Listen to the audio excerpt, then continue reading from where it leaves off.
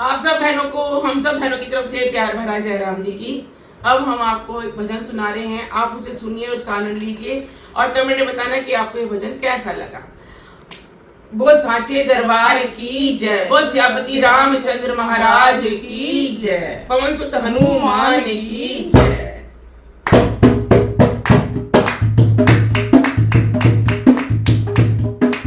ये उस समय का समय का बात है जब भोले बाबा जो है राम जी के पास आते हैं उनके दर्शन करने के लिए। ये उस समय का वर्णन है, आप उसे सुनिए, उसका आनंद लीजिए।